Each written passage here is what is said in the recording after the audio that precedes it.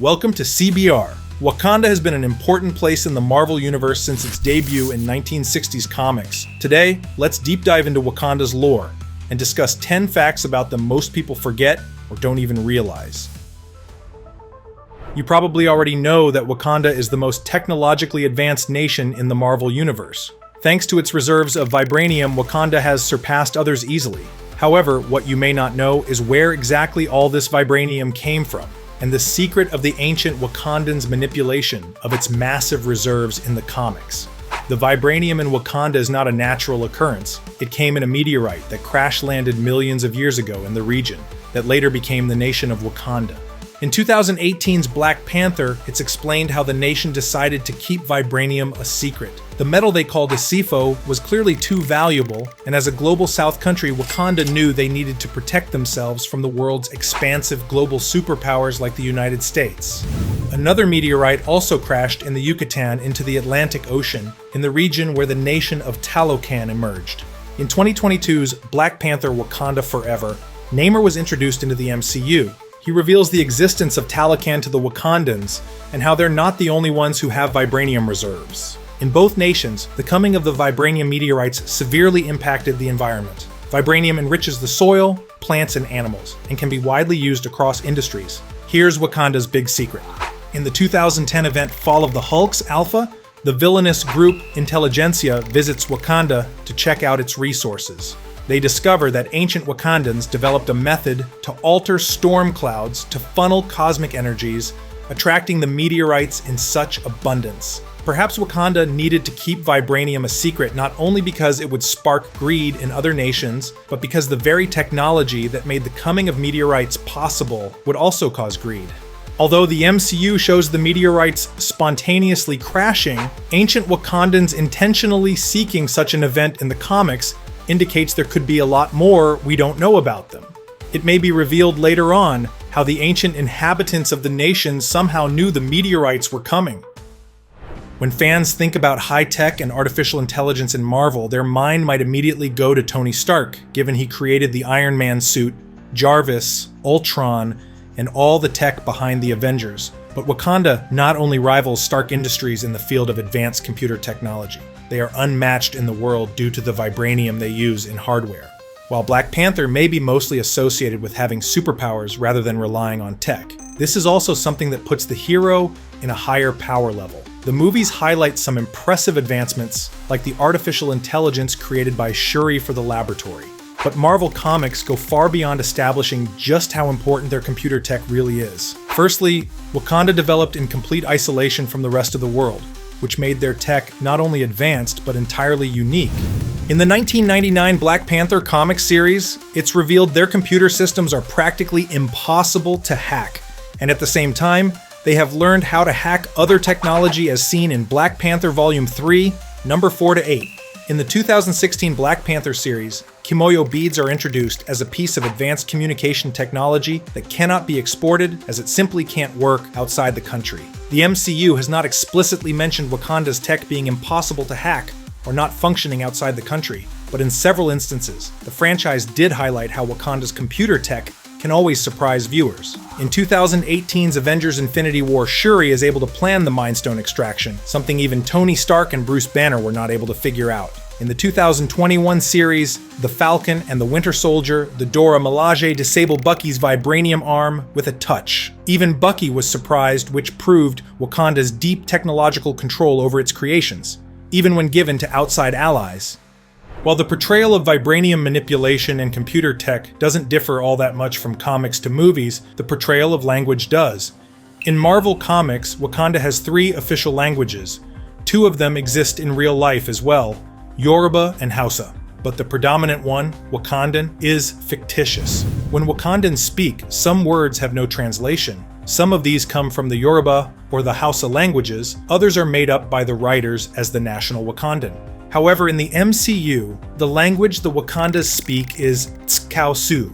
It's one of South Africa's official languages and is spoken by 8.2 million people as their first language. Originated in southern Africa within the Bantu ethnic group of peoples. This choice was influenced by the casting of John Caney, who portrayed King T'Chaka, who was a native speaker, and even helped Chadwick Boseman learn his lines in the language. Other actors, such as Atandwa Kani and Connie Chiumi, also contributed to the use of the language in the Black Panther franchise. Beyond using the real language as the basis, the production encouraged the cast to develop new dialects to connect to Wakanda's linguistic roots in the comics. Still, most of their language is real, while the comics' counterpart isn't.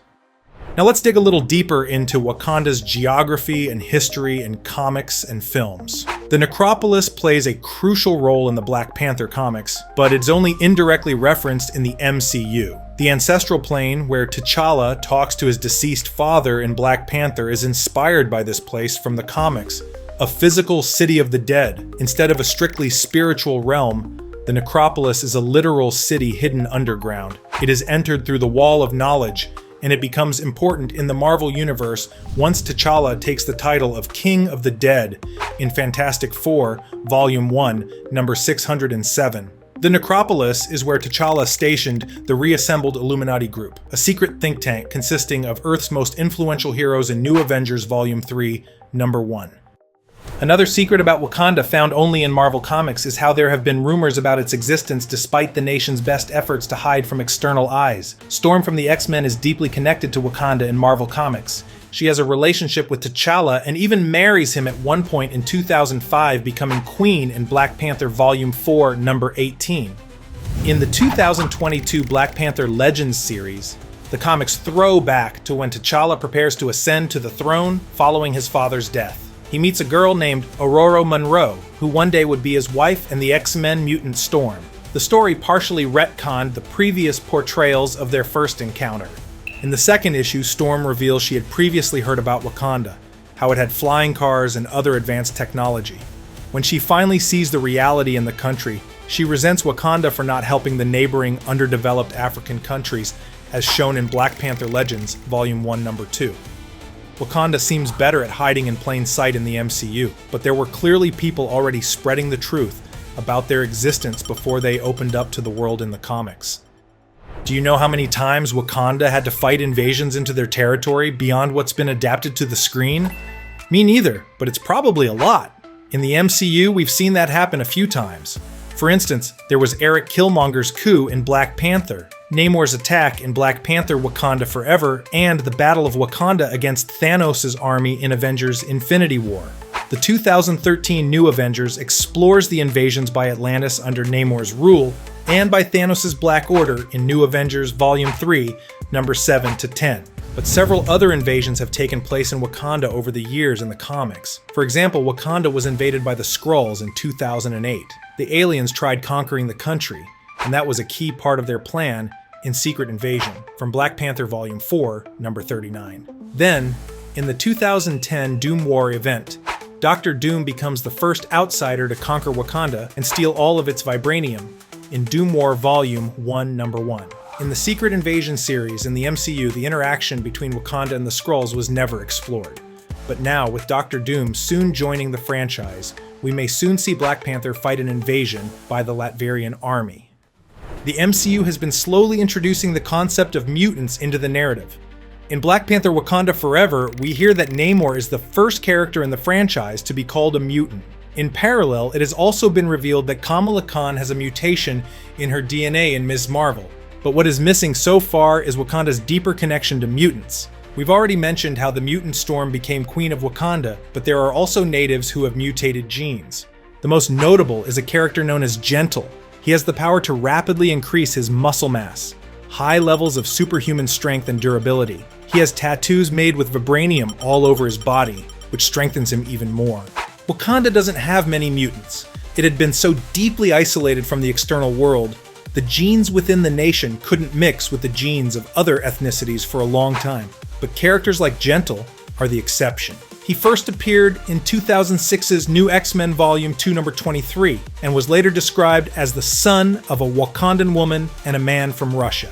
Inheriting his X gene from his father in X-Men Divided We Stand, Volume 1, number 1, Gentle was raised in Wakanda but struggled to fit in due to his heritage. Storm and Black Panther recommended that he should apply to Xavier's School for Gifted Youngsters in X-Men Worlds Apart Volume 1, number 1.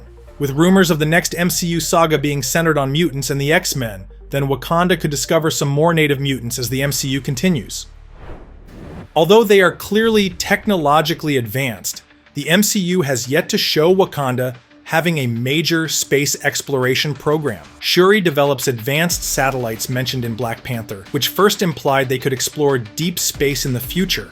The sequel then mentions how Wakanda monitors Vibranium closely and could theoretically go look for more in space. This suggests Wakanda may have a future in the MCU similar to their intergalactic pursuits in the comics. They have not only secretly built a successful space program in the comics, but turned it into the Intergalactic Empire of Wakanda, which first appeared in 2017 in Marvel Legacy No. 1.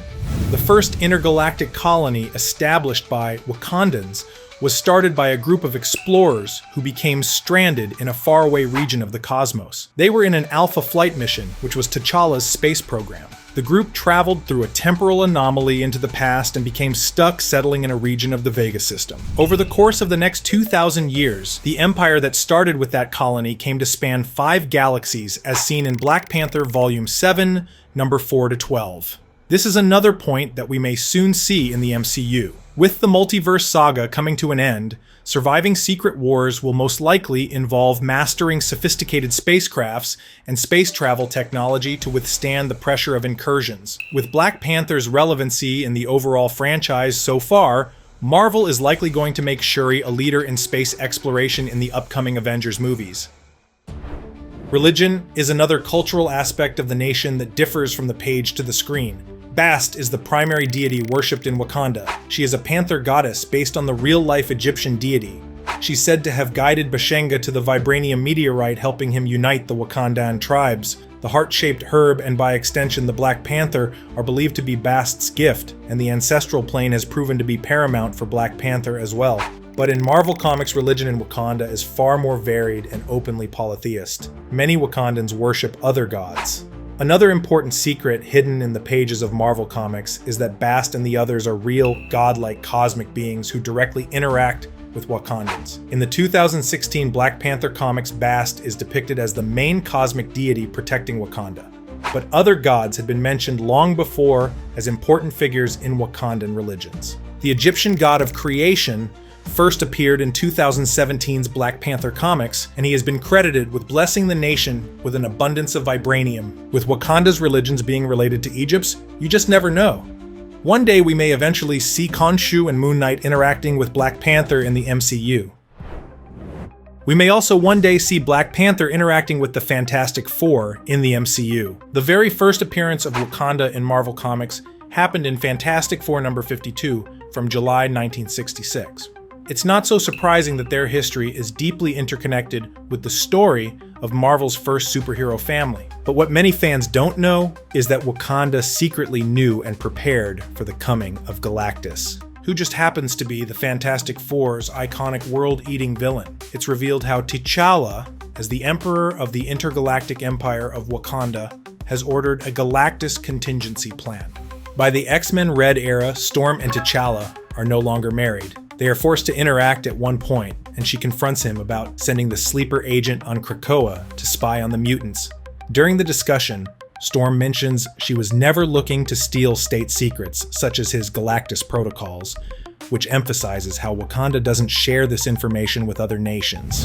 But that was not the first time Black Panther has had to think about defeating Galactus. In 2016, T'Challa was a member of the Ultimates, a group whose first mission was dealing with Galactus's hunger. T'Challa had a key role in turning Galactus into the Lifebringer. We already know Galactus will make his MCU debut in the Fantastic Four First Steps, which will be released on July 25th, 2025. Moving forward, we think the MCU should explore Wakanda's potential for space exploration and connect them to the Fantastic Four through dealing with Galactus.